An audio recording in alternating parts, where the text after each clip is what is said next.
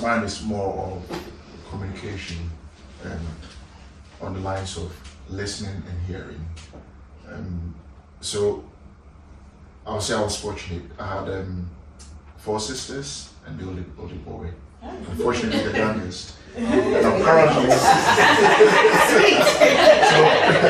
so apparently I was quite energetic and quite active. So when I was very, very young, my dad traveled and asked me for greener pastures and all that good stories. So from that age till I'll say about 15, I didn't really spend time with him because he was out of the country. So it was my mom and 4 sisters with a little rascal. But she had to make sure that I don't go wayward. So for her, the key thing that she had to do was to make sure that she was not as strict as she could be at that time, but instill a lot of discipline in me just so I don't drift. And with that came off a different way of communication and being hearing but not listening. And I think that made things quite difficult between the two of us at a very, very young age, but we managed to work through it. So with that, what I picked up some of the traits of hearing but not listening, especially when I had my 3 boys. And then one of them drew my attention to it, as in, you're not listening. And that's when I had a reflection to say, okay, I think it's based on X, Y, and Z, and I had to work backwards and address that. So what do I mean by hearing and not listening? You come and tell me something, you're like, okay, you're going to tell the man, or okay, we're doing it this way, and actually not paying attention to what he is trying to say, his language, his style of communication, and then me also insisting on what I think and what I perceive it to be the right way, not considering his, over here you call it your emotions, but for us it's like the end goal for you.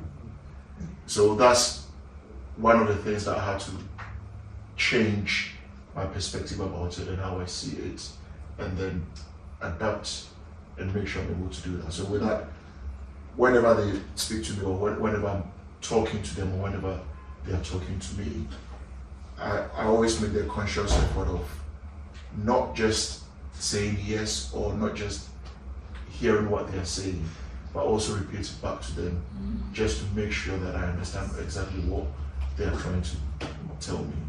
And one of the things, one of the common things I've realized is, Karis just used it as in, guys, and then sometimes you sit down, guys, and I'm like, hold on. Who is it? But again, for them, that is their communication style. They don't mean it in any way, but just to understand that in their generation, guys means hello. Another one is folks. Folks, yeah. Just sorry to cut, but one of my people that I used to work with, and said, folks, I'm thinking, I'm your line manager, you know. In my head, I was saying that. Who are you calling the folks? And I'm like, okay, calm down. You Just don't saying think hello. about it. So I think it's for us, that is the context, as in communication, changing the way we communicate with our children and also the younger ones around us. Okay. It's been very interesting, different perspectives, different upbringing. So it's nice. I think in our conversations, one of the things that I guess maybe because you've given us your upbringing, we can kind of get a bit of perspective, but we still want you guys to answer anyway. Is Well, is based on how. Okay, so there's this, and it's not a perception, it's a reality, I guess. How African parents don't really show emotions in terms of to their kids. And when I talk about emotions, I'm talking about like, saying I love yous, giving hugs, things like that. Normally when the kids are younger, if you kind of, it's easier, or we feel like the kids, like you see it more when the kids are younger. Well, young, I don't even know what it's talking about. Well, as you're getting the teens, you get older, rarely, I guess, maybe, but rarely do you hear, like, especially African parents, say like, oh, I love you, or like randomly come and give you hugs. Or, yeah. Well, I'm gonna hear more. I'm definitely gonna hear more. I want to get your perspectives on why that is. All right, I'll give you my perspective. Tough love. So, like I said, I've tried to honest, but then I think in the context of love, yeah, you can say what you feel, but I think thinking through the question probably generally in African setting, we believe more in demonstrating love through what we do, and so if you take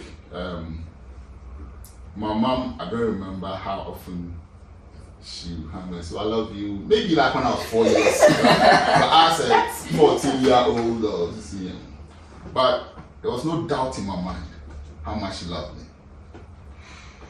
And I think because we believe in the sacrifice, we believe in the handwork, provision, doing everything in their power to support you.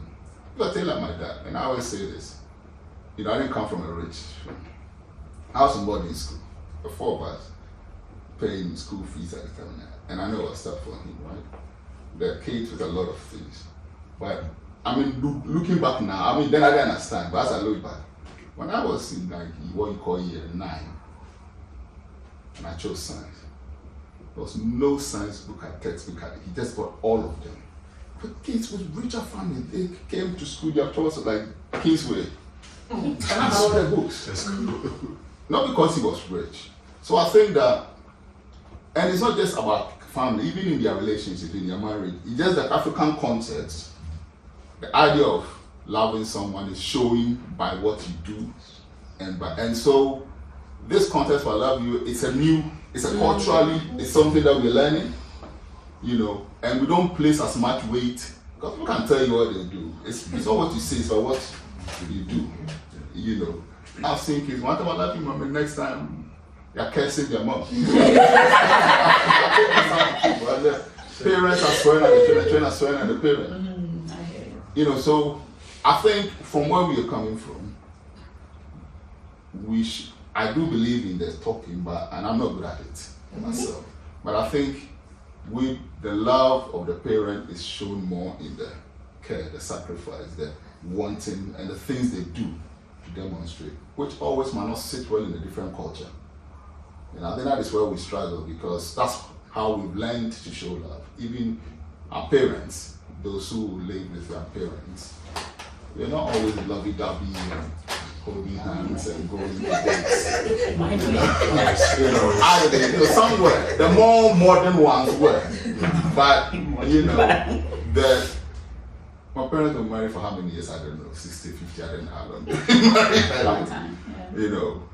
They worked together, but I didn't see a lot of, occasionally yes, but generally, but I don't think they doubted because of what they did, and I think we've kind of learned that. So maybe in a different world, we have to learn some of the other things as well.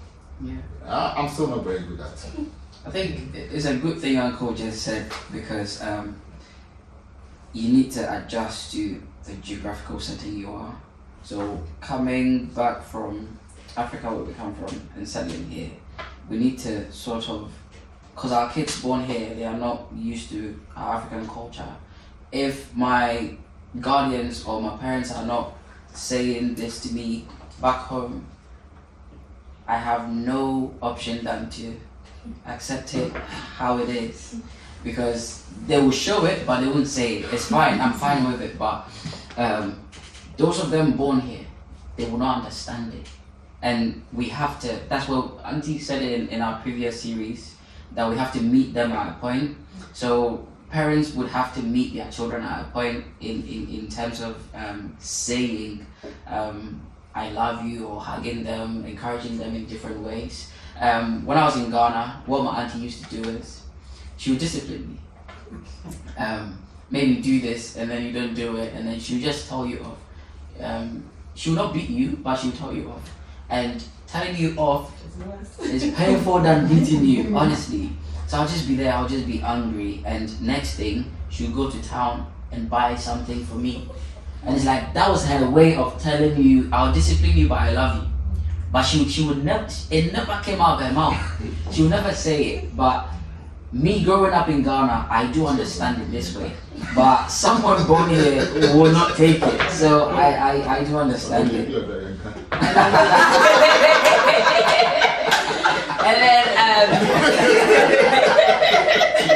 to add to what Kofi said is, and rightly so, as in having the space to have this kind of conversation, whereby for us, we did not transition into UK. We moved into UK. And there's a big difference between transitioning into something and then moving into something. Whereby we got here straight to go and find a 12-hour job, start life, and then try to build something in order for you to start a family. And because we moved in, not transitioned into it, there were so many things about the settings that we do not even pay attention to.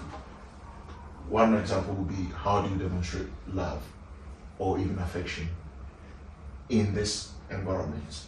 Because even in Ghana, when I'll give a peck to my son on the forehead, but clearly in Ghana, you will not ever see your father or your mother even a peck to a son or a daughter, even on the forehead. So that had to be learned, and that learning process would have to be, it takes time for someone to transition into something. And that time even triples or quadruples if that person moved into another environment completely. So for us, I think for you to understand that the way we show love to you is, I think our love showing is a seed sowing, whereby when you grow, as Uncle Kofi said, when you grow to a certain age and then you start having family, childcare, you start paying 60% of your wage to childcare and then all that stuff. And then you look back and it's like, wow, my mom and dad did it. They still pay the mortgage. They still got us food. Fortunately, we were able to go on holidays. Then you start working backwards to realize, okay, would I prefer him telling me I love you and not providing these things, or That's the other hard. way? So it's two things that you need. We want you to understand is how we came into this country was we moved into it. So the settings that we came in, we've got to go back and work it. And it takes a very, very, very long time for us to do that. However, I don't think we don't doubt that you know and you understand that we love you. But the emotional display of love, I think that's where agreeably we struggle. And it's something that I believe we are all working towards to enhance, just to make sure we can show that side of our loving care or our loving nature to ourselves. All right, maybe so. If I'll just add a couple of thoughts and questions. So the thought process. I mean, I'm really pleased to hear the word learning, right? And I think even the conversations we've had without you guys, we said, sorry guys, we've had without you, we said it's a learning for both the adults, the parents, the guardians, and for the young people, because it's two completely different perspectives. So we both have to meet each other. I had a few words that, I want to kind of pick on. Like we said, different cultural context. So granted, within the African context, obviously, this is how we show love. Agreed, completely. That's human. The other angle is the whole psychological, emotional needs angle. The fact that that was the only way it was shown within that context does not necessarily mean that's the only way. And there's a whole concept of love languages, which we were talking about in the previous conversation.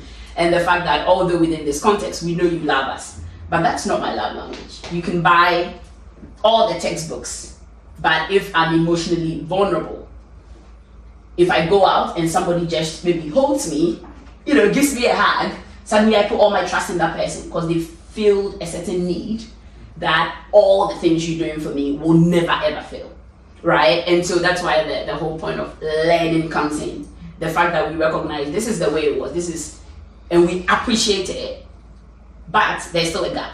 The fact that it's genuine and it's coming from a good place doesn't necessarily mean that gap is filled. And that's where the vulnerabilities come in, because when we go out into the outside world, outside of our homes, other people are suddenly filling up this place which is so dry. And you are doing your best, which we appreciate. And so then we gravitate towards other things. And so part of that learning is the whole, again, staying within that psychological framework, knowing our children. And even if you have 3 kids, especially those who have multiple, the 2 of them are completely different. They respond to different things, right? And so allowing ourselves to, I guess, I'll use the word continue, to work on that and create a space where we'll be able to understand better and say, I'm doing this, it's meaning well, but actually in your eyes it's like 10% of what I need, and vice versa. And I want to hear from the young people, because I know we talked about that a bit around emotional currency and feeling safe. And if you buy me all the things, and for me that's what I grew up, was like, no matter how mad I am at my parents, I'll go home because I feel safe. And that safety carries you. I don't fear anybody. Because I'm coming from a safe, I don't care who you are, in a respectful way, but I'm coming from that safe space. Even if they discipline me, I feel safe because I know it's for a good reason. But I have that sense of safety, and I know we talked about it, so it would be good to, even as the adults, it'll be good to hear some of the thoughts of the young people based on what you've heard so far as well. I was just saying, when it comes to the African households, I think months ago, after my dad traveled far towards the Lord, me and my mom had a conversation about surviving in Nigeria, because I was there for 15 years. Right? And then I had to tell her that a lot of people, since I came here, I have realized that people who were back home, a lot of kids, they mistake respect with fear. And then they come over here, alright, still acting scared, but they don't really know the differences between being respecting an elder and being scared of an elder. And I think when you then come here, like I said earlier about knowing the stories of your parents growing up, my dad per se never used to be the hugging type. And when he then asked me, oh, how did you leave back home, because he didn't know everything, I had to tell him. And then when the first day I hugged him, it was a bit strange, because he grew up with his dad being like, his dad was well known around his community, so his dad was very busy. So he didn't really have that relationship. And his brothers were all, when you grow up in a family where you have a lot of brothers, you have some who are on the streets, you have some who just don't care, and you are the one son who cares, and you're putting so much effort in. And I think when you go to a certain level and then you have kids, the things you want that you don't show, and your kids end up showing it, and then they come to you, you start feeling a bit strange in a way. Like you want to feel young again, but you can't feel young. Because now you have so much things to account for. So if you decide to feel young again, what then will your kid feel? Because then you realize a lot of African parents, which why I say I do value how African parents are. And when you see an African parent who's trying to look like a child or behave like a child, then they put the entire responsibility on the child. Now the child has to become the adult. And then that entire thing all goes out into knowing when a child was from Nigeria or from Ghana, they grew up with their grandparents. They were scared. They grew up with their uncles. They came home not because they wanted to come home at that time. They came home because if they don't come at that time, you will see heaven at that time. So I think those things come into play, and then they don't know what fear is. And a lot in African household, we use age as a way to know who is in power. They tell you you're not old enough yet. So it's not your time to know. It's not your time to do this. So a lot of kids have gone up to a stage where they get to 18, 21, 25, and now they're like, oh, now I'm also older. So now I want people to now fear me too. But then when people don't fear them, they start using words of, oh, you don't respect me. But when in reality, you want people to fear you, not respect you. Like my dad used to tell me, he would say, respect comes in 3 ways. Give everybody respect. There's some people who will have to earn your respect, but then it's much harder to keep your respect. So if you can give everyone respect and see you do that, automatically that will give you back respect, which means you've already earned that respect. But then them keeping your respect, that's when your work comes. So I think that's just one thing. I don't know what else to add to that. But yeah. I was going to ask a question mainly to the parents, but I think all of them have a stance, but it will be good to know what each of you say. So what is your take on, this is quote unquote, living your life that you couldn't live through your children? For example, I wanted to become a lawyer. I pursued down the line, things went wrong. I wasn't able to pursue that dream. But because I wasn't able to do it, my son has to do it. My daughter has to do it.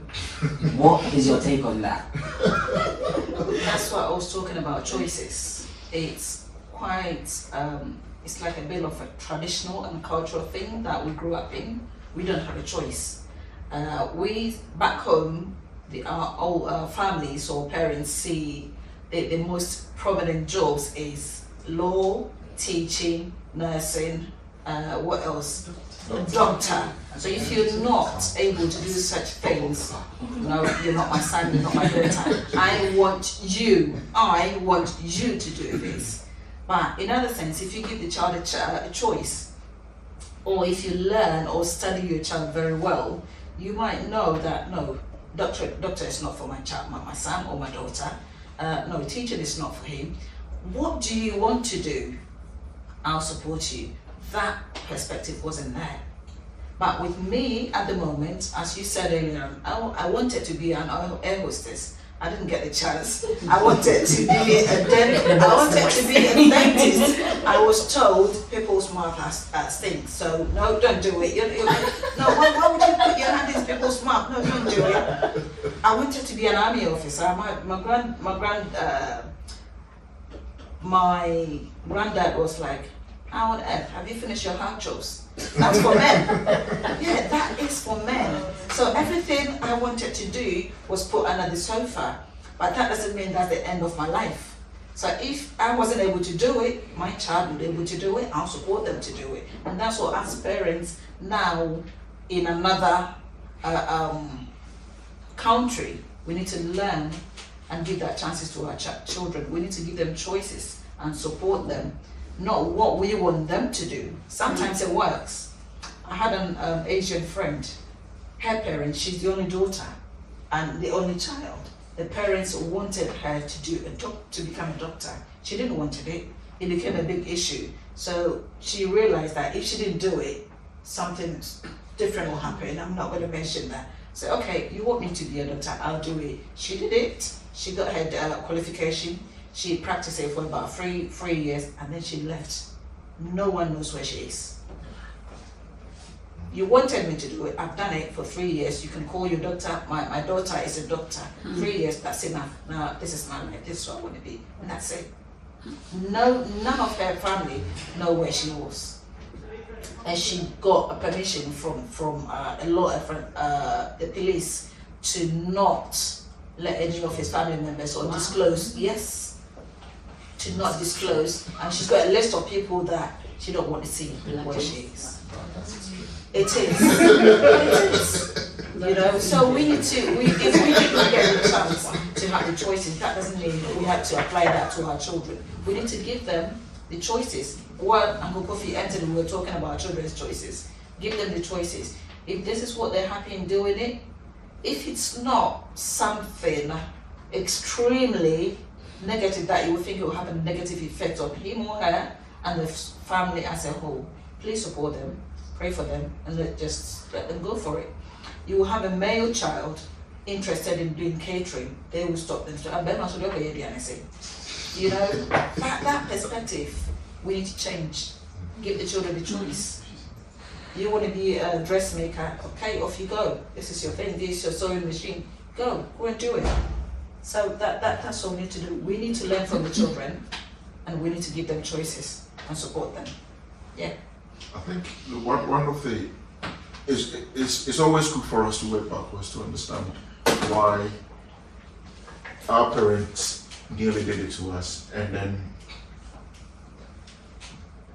we potentially could do it. Could do it to our kids. So you've got to realize that, say, back in the 70s, back in the 50s, 20s, the world's changed.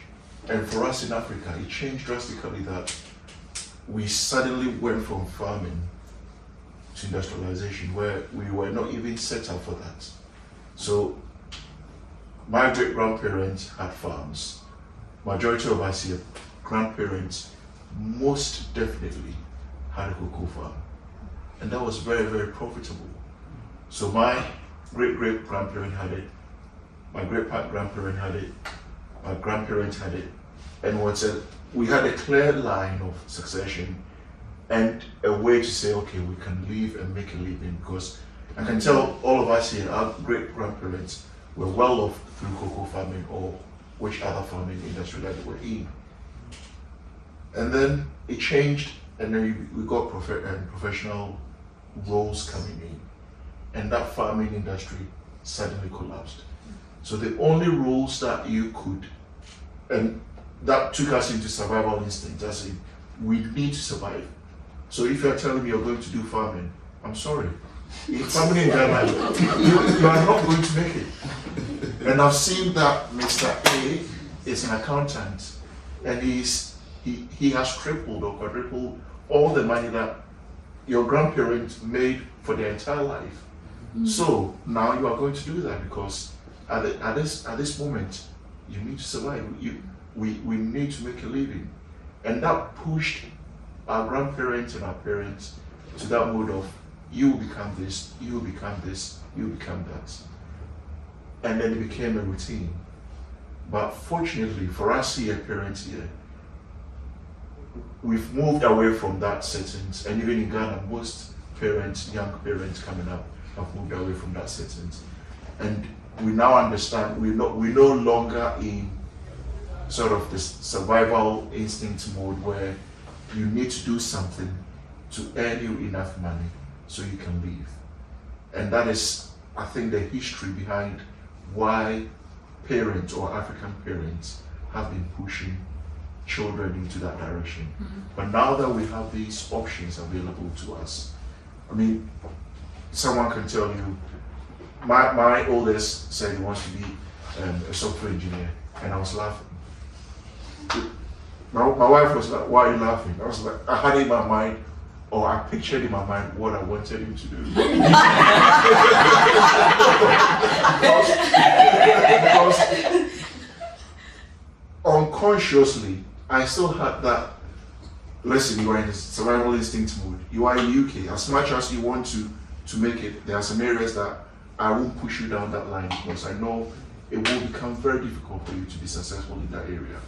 The figures are there to prove it. So why push you that direction? I want to push you the other way. So when he said that, I was like, oh, okay. Plans out the window. All right, this area, I know a bit more about that area. I know what I can do to support you there. Okay, let's go, and I'll support you there. So, excuse me, for that's working backwards to understand where that attitude and that behavior came from. And then as we moving forward, now we have options that you can choose from. But one of the main roles and responsibilities as a parent is to be your guardian.